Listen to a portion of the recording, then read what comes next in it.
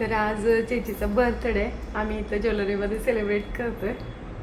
चेची एकदम खुश आहे. सकाळपासून कालपासूनच चेचीचं चाललं होतं की माझं बड्डे म्हटलं छोट्या मुलासारखं म्हणजे आनंद होतोय.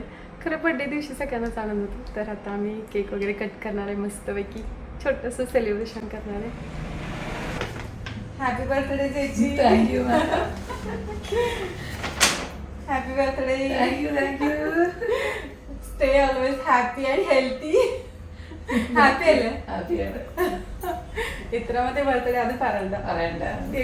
മനസ്സിലാവത്തില്ല എത്രയാണ് ആരെ കണ്ടല്ലേ എത്ര ഏജാണ് മനസ്സിലാവത്തില്ല. ഇനി എന്താ ഇല്ല അല്ലേ നാളെ നല്ല സന്തോഷം അല്ലേ? എനിക്ക് ഭയങ്കര സന്തോഷം. എനിക്ക് ചിരി അടക്കാൻ പറ്റുന്നില്ല. സ്പെഷ്യൽ ബിരിയാണി പ്ലാൻ ചെയ്തിരിക്കുന്നത് പിള്ളേരുടെ തീരുമാനം പോലെ അവരുടെ ഡിസിഷൻ നോക്കിയിട്ട്.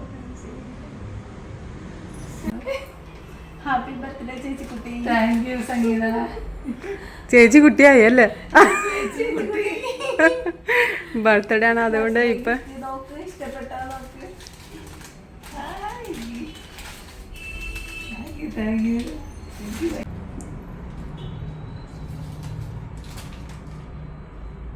ഇഷ്ടപ്പെട്ടാ? ഇഷ്ടപ്പെട്ടു. ഓ അപ്പൊ ഈ വർഷത്തിന്റെ ബർത്ത്ഡേ ചേച്ചി മറക്കത്തില്ല അല്ലേ? എനിക്ക് മറക്കില്ല. पुदिय फ्रेंड्स किती.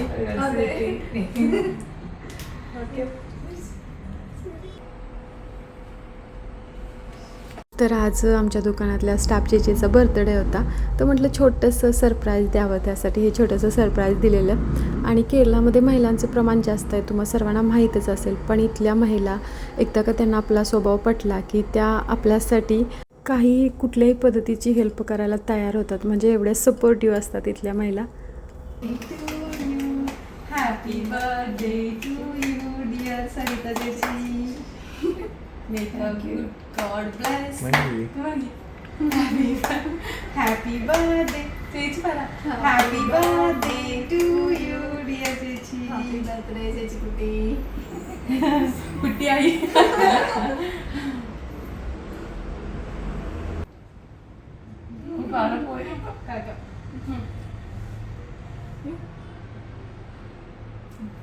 हे छोटंसं सरप्राईज होतं, पण चेचीला एवढा आनंद झाला होता की त्यांना रडू आलं लास्टमध्ये. तर ह्या गोड गोड आठवणी त्या म्हटल्या की कायम आमच्याबरोबर राहतील. आणि आपल्या छोट्याशा मुवमेंटमुळे एखाद्याला एवढा आनंद होतो हे बघितल्यानंतर पण भारी वाटलं. खरं तर आपलं राज्य सोडून दुसऱ्या राज्यात जाऊन आपण वेगवेगळी नाती जोडतो. ती नाती कधीच न तुटणारी आणि कधीच न विसरणारी अशी असतात.